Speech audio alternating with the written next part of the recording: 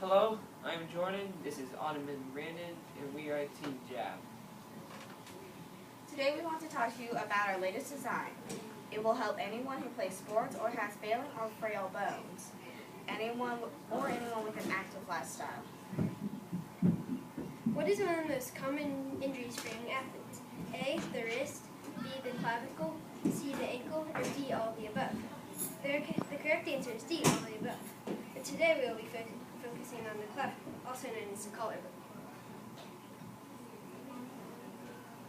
The shoulder is made of three main bones: the clavicle, the scapula, and the humerus. A broken collarbone is one of the most common among all ages. Injuries like this happen when you go biking, go skiing, go snowboarding, do wrestling, or even rugby and lacrosse. The clavicle fractures in young children may take about 5 weeks to heal. This happens because clavicles in young children are still developing and there's a high risk of breakage or injury, but whenever you're under the age of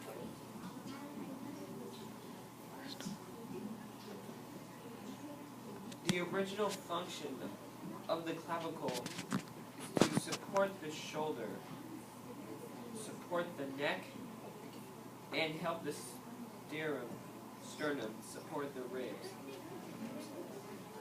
Overall, it supports some of the main parts of the body, of the upper body.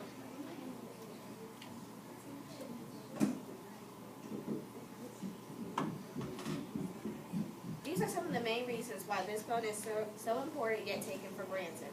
Our design will eliminate common problems that cause this bone to break. Our design will prevent breakage, give the bone more protection, and there will be more shock absorption. Let's start from the beginning. How will prevent breakage? The collarbone can actually be broken very easily. We believe it's because there is little muscle in the area of the collarbone. Now we ask that you feel around your collarbone. It's right under your neck.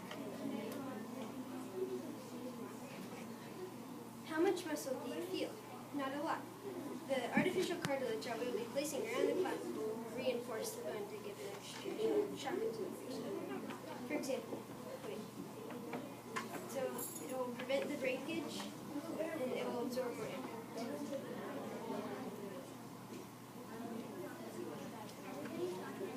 Speaking of impact, that leads us to the next piece. The collarbone will be able to take in more impact because its cartilage is also a shock absorber. For example, when you hit your knee on the ground, the cartilage takes in most of the impact.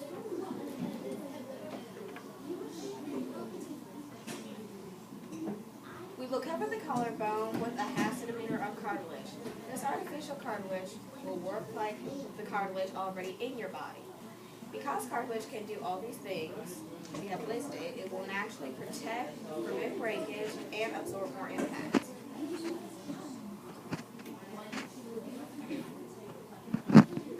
This means that just about anyone can use it.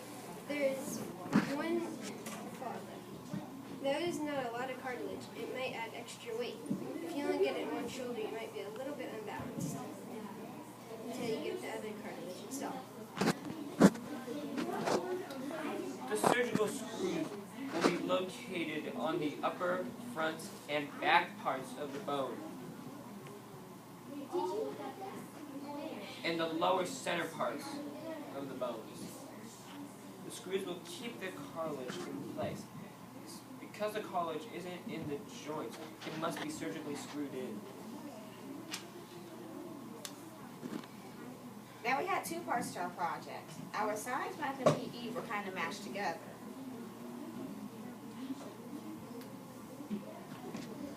So to complete this presentation, we're going to do our math.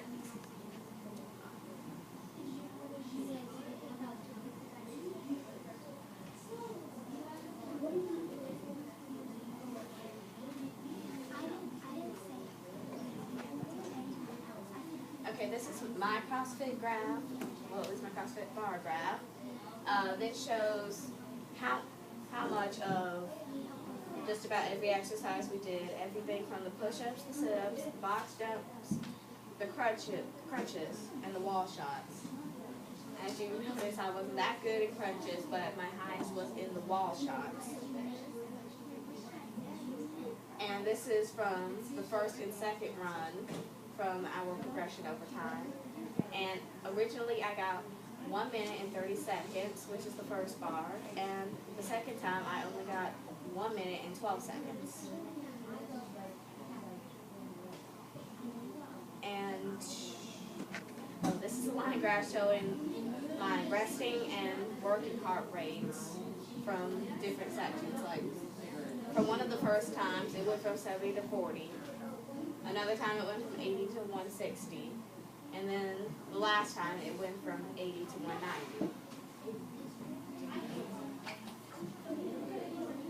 And this is the pie chart, which shows what percentage of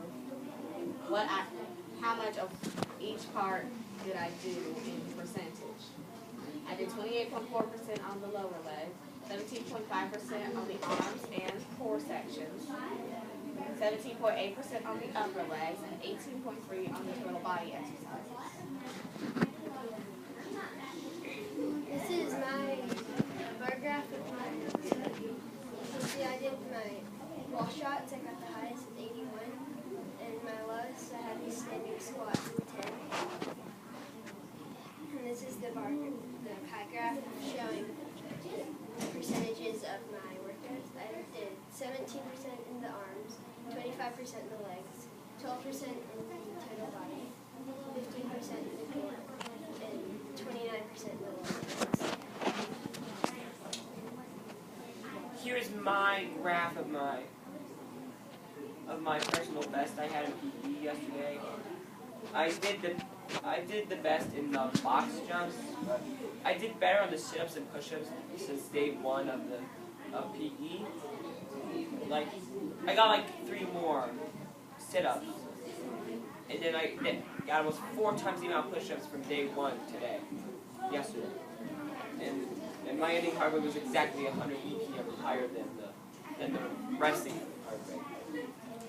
And then here, you may be wondering why it's like 134. That's the total number of seconds. It's the total number of seconds it took.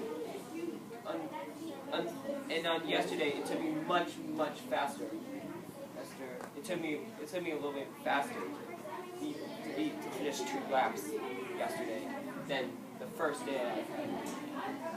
It's the total number of seconds. Like 93 is the same as 1 minute and 33 seconds. And a minute 134 is the same as 2 minutes and 14 seconds. And then here's my pie chart here with the lower legs at the most with 31%. And I have 14.5 on the arms, but I round that up to 15. It has to add up to 100.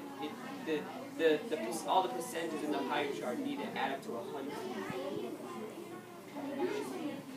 And then the upper legs was, I had 21%. Arms is 15%. Total body was 17%. And the core was at 16%.